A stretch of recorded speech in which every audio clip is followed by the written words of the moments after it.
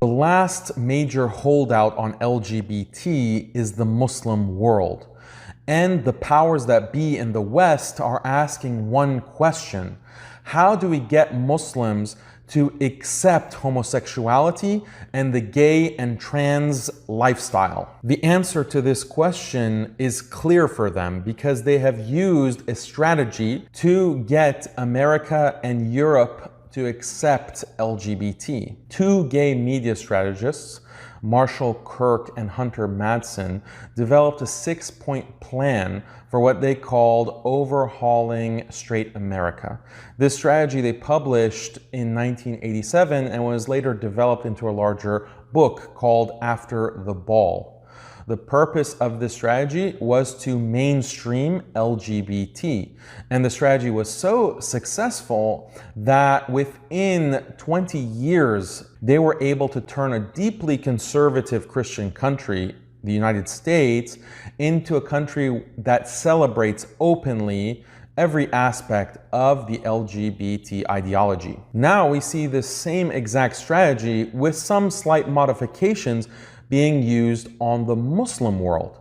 And if we allow this strategy to play out and be executed, then it's likely that the Muslim world will adopt and celebrate LGBT even faster than it was accepted in the West. So what are the components of this 6-point plan? Point number 1, talk about gays and homosexuality as much as possible, as loudly as possible.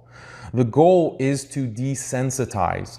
You want to make homosexuality something that is seen as completely normal, something that is completely mainstream. And you want the public to not be shocked by homosexual or transgender behavior. Ideally, they want Muslims to think about sexual preference in the way that you would think about flavors of ice cream or favorite sports. I like chocolate, she likes ice cream. I like cricket, he likes football. I'm heterosexual, she's homosexual. This is the kind of normality that they're aiming for. Key to desensitization is to introduce gay and trans elements through cultural venues, TV, movies, music, books. And that way you're going to accelerate the desensitization and the normalization process. Point number 2, this is critical. You have to portray gays as victims, not as aggressive challengers. There is a huge non-bullying campaign. The point of these anti-bullying campaigns is to portray gays as victims who need protection and they need support. If they're successful in portraying homosexuals as victims, then that will create a natural reflex to want to protect that group. Ideally, the homosexual is portrayed as someone who's young, someone who is attractive, someone who looks normal by all accounts, but someone who is bullied, is a victim. In this way, the homosexual is transformed in the mind of a Muslim.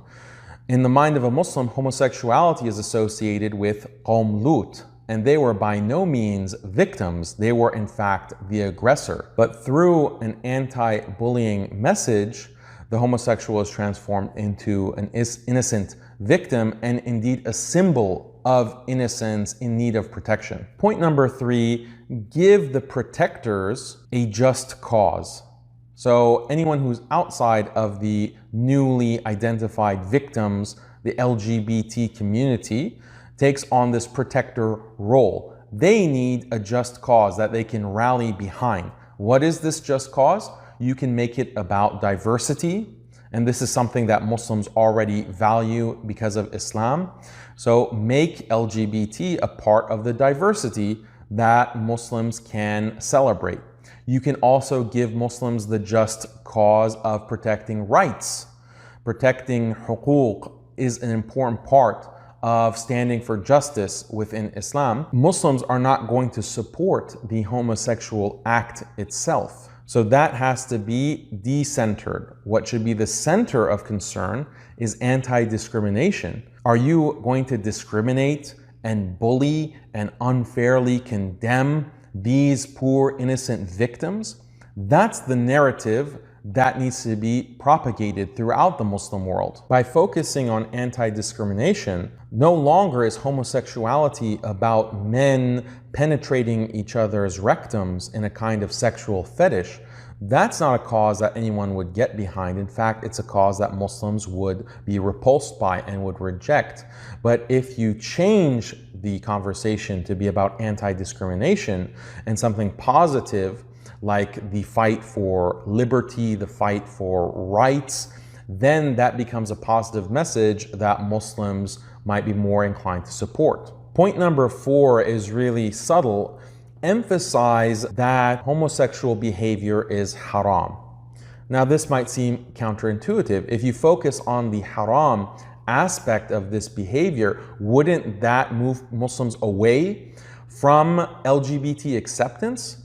But there's this element of reverse psychology here, because if you emphasize the haram aspect, it makes you seem like you're a staunch defender of Islamic values. This then gives you space to promote anti-bullying or even all-out support of LGBT rights. The argument that can be made is that, yes, morally, LGBT behavior is haram, but we have to support the rights of this victimized, marginalized minority. This is a kind of Trojan horse that fools the Muslim community into thinking that LGBT behavior is haram, but supporting LGBT rights is perfectly halal and permissible and even praiseworthy in Islam, when in reality nothing could be further from the truth. Supporting LGBT rights is just as impermissible and haram and blameworthy as supporting the actual behaviors entailed by homosexuality and transgenderism. But this kind of bait and switch makes it easier for those who are more ignorant about Islamic values in this situation to accept LGBT normalization, LGBT rights, and so forth. Some of the more prominent Muslim preachers and academics in the West have been using this strategy for over 10 years, and what they've been able to achieve is getting the Muslim community in America especially to be more open to the idea that it is permissible for Muslims to support LGBT rights and to align with a LGBT political program. Now, those same preachers and their message is being exported throughout the Muslim world, and Muslim preachers in the East are learning from this strategy. They're very clear-cut and hard stance on homosexual behavior being haram in Islam, but we have to support LGBT rights. This idea is slowly starting to creep into mainstream Islamic Orthodox discourse. Point number 5, make the victimizer look bad. Make those who oppose LGBT as oppressors, who are old, they're out of touch, they're on the wrong side of history, they don't get it, they are intolerant, they are bigots.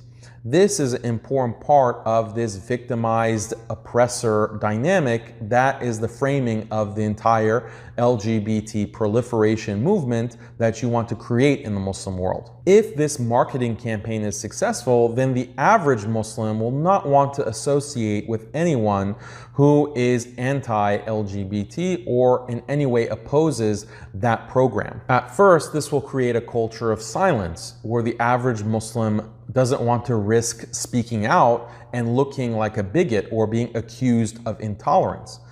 Eventually, that culture of silence will allow the full LGBT program to get into full swing. Point number 6 is taking a step-by-step strategy for legal reform. In many Muslim countries, they have laws against homosexuality that have criminalized homosexual behavior. These laws used to exist in the West as well, punishing homosexual behavior and sodomy, but those laws were abolished, and step-by-step legal reform has taken place to completely transform the legal architecture within these Western countries. To replicate that in the Muslim world requires the same step-by-step process. we can understand this as خطوات الشيطان. When you have hudud, an actual capital punishment for homosexual behavior in certain Muslim countries, you're not going to be able to change that overnight. So you have to focus on less controversial issues. So the first step is to abolish hudud. What Western powers and NGOs already recognize is that some Muslims are already uncomfortable with the idea of hudud. They have, through years and decades of programming, been conditioned to see hudud in the Western lens as something that is barbaric. So they've been already primed as a public to be for the abolishing of hudud. That means that that step is almost complete in many parts of the Muslim world, and we hear every day of other countries that want to get rid of these kinds of punishments from the legal system. Once the hudud are abolished, then you can decriminalize homosexual behavior completely. That's the next step. And the US government and the EU has been pushing sanctions on any country that has criminalized homosexuality and homosexual behavior. So there is already pressure in this second step to completely decriminalize these things. The next step is to legalize their social spaces. So gay clubs, gay bars, these should be allowed legally to function and to not be closed down by governmental authorities. Fourth, create a protected legal status. This means a person who identifies as LGBT will get certain protections under the law that protects against any kind of harassment or any kind of perceived abuse or harm. One of the bigger steps is to legalize gay marriage. And this will require a lot of challenges in the legal system, but activists have been working hard to change the culture over all these years to normalize and to desensitize. And again, the argument that will be made is that yes, homosexual behavior is haram, but people should have the right to marry whoever they want, and to prevent them from marrying whoever they want is a type of discrimination. This kind of legal reasoning actually makes no sense, but they will really push this point in order to change the law in Muslim countries to actually legalize gay marriage, and Western countries will no doubt push very hard for these kinds of reforms. The sixth step is to actually introduce hate speech laws. Now you have to criminalize those who speak against LGBT. This has happened in many countries. It's actually something that hasn't happened in the US as of yet because of the First Amendment protections that flimsily protect certain kinds of critique. But in many countries like Canada, like the UK, like in South Africa, like even Australia, there are hate speech laws that can criminalize anyone who teaches against homosexuality or any aspect of LGBT. So by this point in the legal process, things have really changed massively. And now you get to the point where you make LGBT education part of the schooling curriculum, where children are now going to school at the ages of 4, 5, and 6, and it is mandatory for them to be introduced to LGBT ideology and the idea that love is love, there's no problem with a man and a man getting together, or a woman and a woman, or if you're a boy, you transition to a girl, or vice versa. This is now part of the curriculum. Once you have that change, then it's really easy to require things like gender-neutral bathrooms. Basically, you dissolve any conception of gender separation. You make sure that every space can include men and women. You also require people to change their language. If a person has preferred pronouns, you make it a legal requirement to respect that pronoun usage. Next step, you have to put more controls on parents and the parent's right to opt out of the LGBT curriculum in school. And also, if a child decides, because of his LGBT education in school to change his gender, then you criminalize the ability of the parent to take the child out of that. Preventing a child from hormone therapy and transitioning from one gender to the other is categorized as child abuse. Finally, you remove all other legal restrictions and you make it illegal to in any way discriminate against LGBT, whether it's in your employment practices, whether it's with how you teach within your religious schools or your masajid. You criminalize anything that opposes the LGBT ideology, and then the full legal transformation is complete. Following this 6-point plan, the Muslim world can be transformed in just 10 years or 20 years max.